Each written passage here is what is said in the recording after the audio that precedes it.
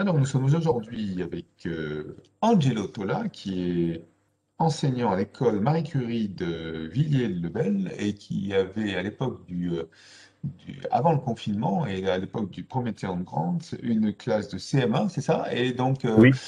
on a eu un petit épisode, en fait, un peu compliqué entre-temps, et donc du coup, ben, il utilise aujourd'hui son ENI avec sa classe de CM2.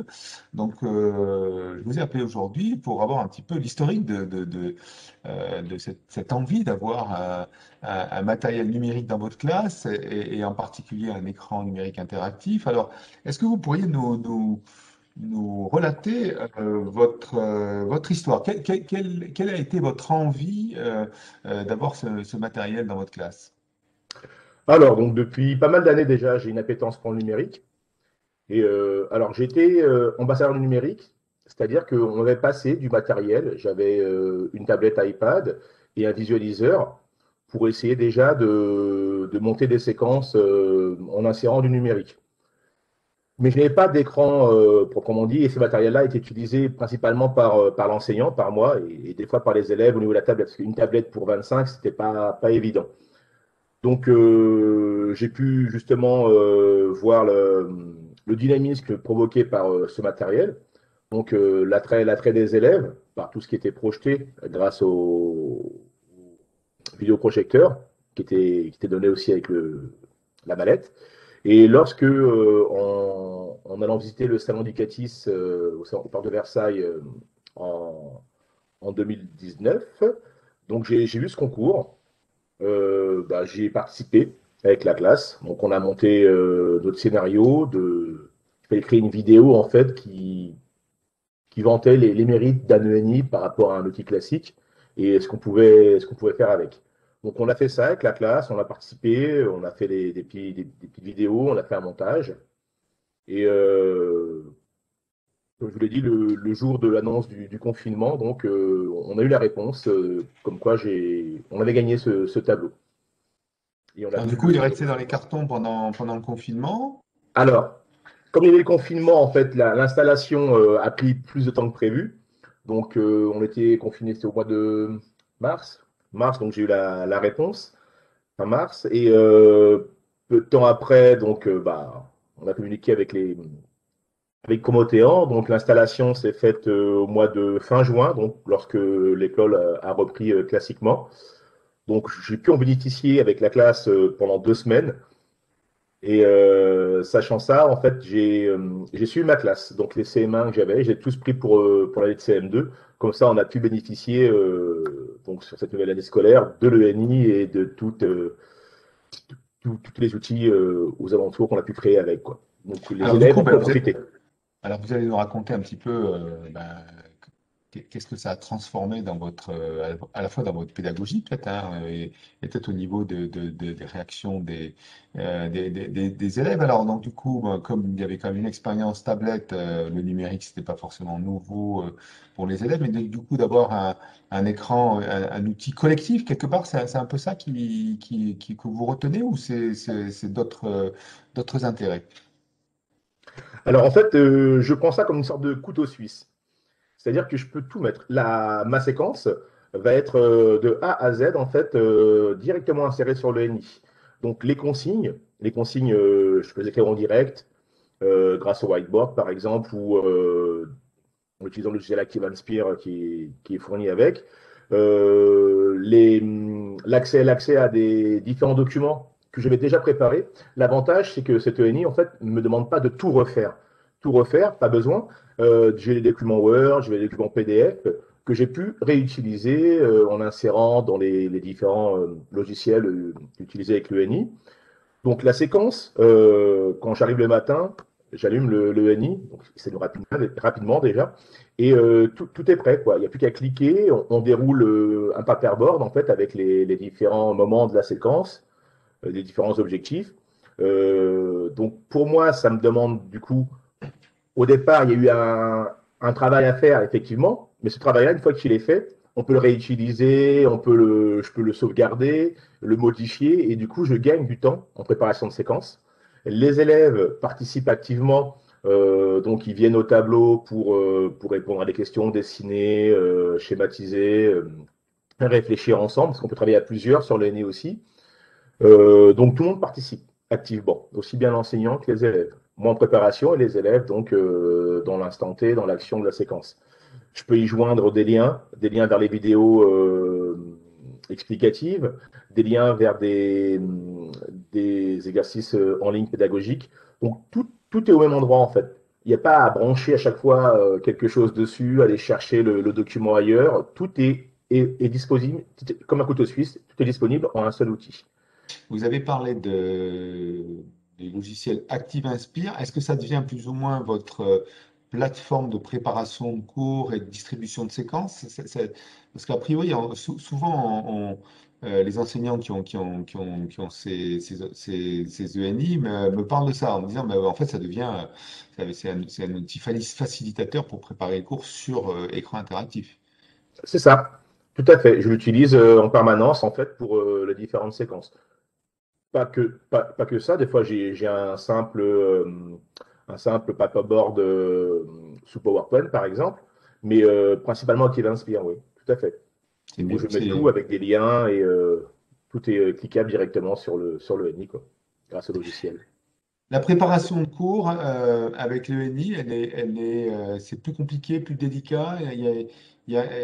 Donc ça, c'est une première question. Et ensuite, deuxième question, la prise en main. Parce qu'effectivement, quand on voit des gens habitués avec les ENI, on se dit, waouh, c'est super, hein, on appuie, on fait clic et hop. Et puis, en fait, quand on se retrouve avec la machine en face, qu'est-ce que ça donne?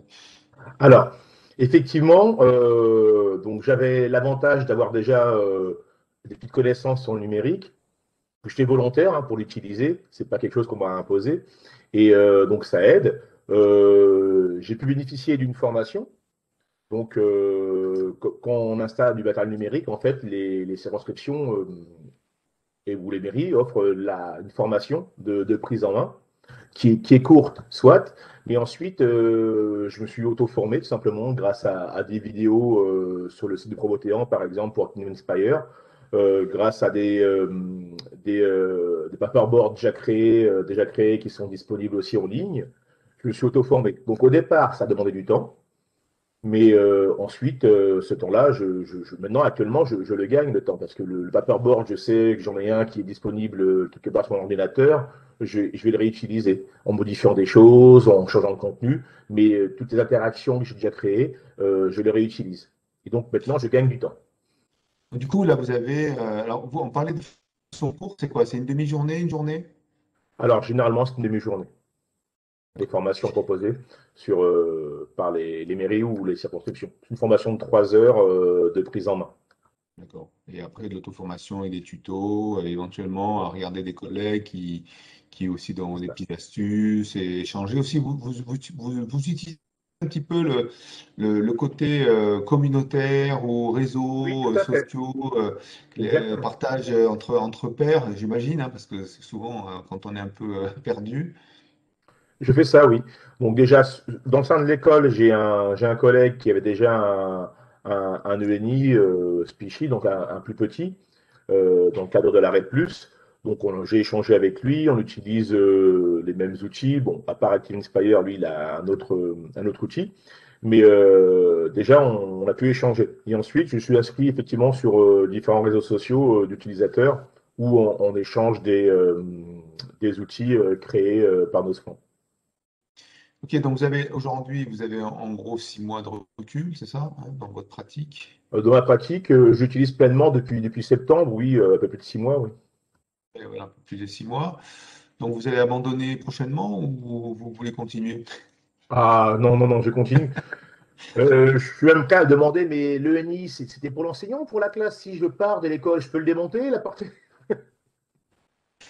Puis Non, c'est non. difficile après, a priori, de s'en passer. Est-ce que les élèves aussi ont du mal à s'en passer aussi? Et combien de temps vous l'utilisez dans la... Parce que ça, c'est le côté un peu inquiétude des parents. Oui, C'est de laisser voilà, les élèves tout le temps devant un écran. Alors des gens qu'à la maison, ils sont aussi peut-être devant la télé, devant une tablette ou éventuellement des jeux vidéo. vidéo, et encore que au CM2, on ne devrait pas trop en être, mais il y en a quand même beaucoup. Voilà, ce côté un peu écran, un peu trop présent, est-ce que vous arrivez à jongler avec ça? Vous pouvez nous préciser tout ça? Alors, donc, durant la réunion de parents, j'ai expliqué le fonctionnement de l'ENI en début d'année, en mois de septembre, et je leur ai clairement dit que, effectivement, c'est une sorte de grosse tablette. Mais c'est pas un écran en plus, parce que l'utilisation qu'on en fait est différente. Effectivement, quand les enfants sont sur leur PC ou sur leur tablette ou leur smartphone, pour ceux qui en ont un, ils sont surtout en tant que consommateurs. Ils vont jouer avec des applications, avec des jeux. Là, nous, en fait, on va créer des choses avec l'ENI.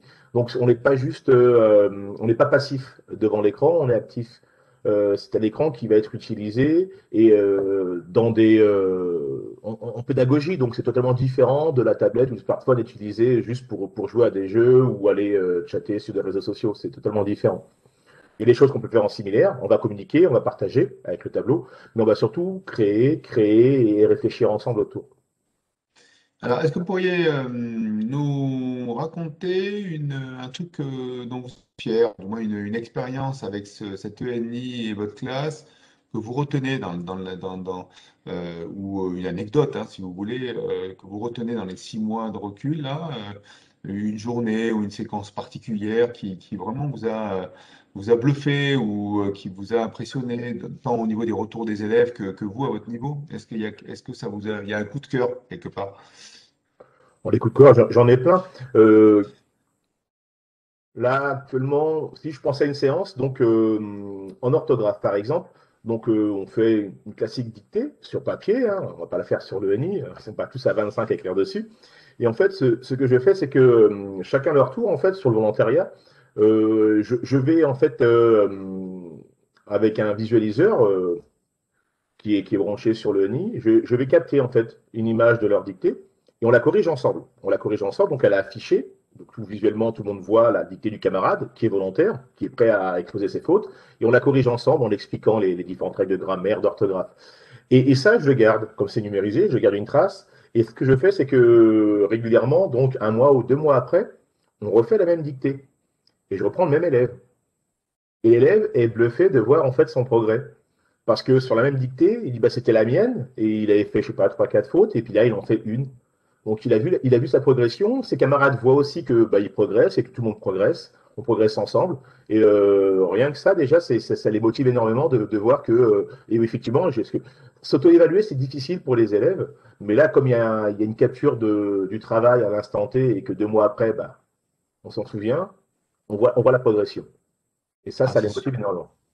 super. C'est belle expérience. Ça doit être satisfaisant tant au niveau de l'enseignant que de l'élève, puisqu'on voit qu'effectivement, il peut mesurer en fait son progrès. Mais Angelo, merci beaucoup pour cet entretien, hein. Pas de rien. C'était passionnant. Et en espérant que vous allez vous éclater encore tout au long de l'année, hein, en espérant que la rentrée se déroulera bien, hein. Normalement, oui, on va Donc, espérer.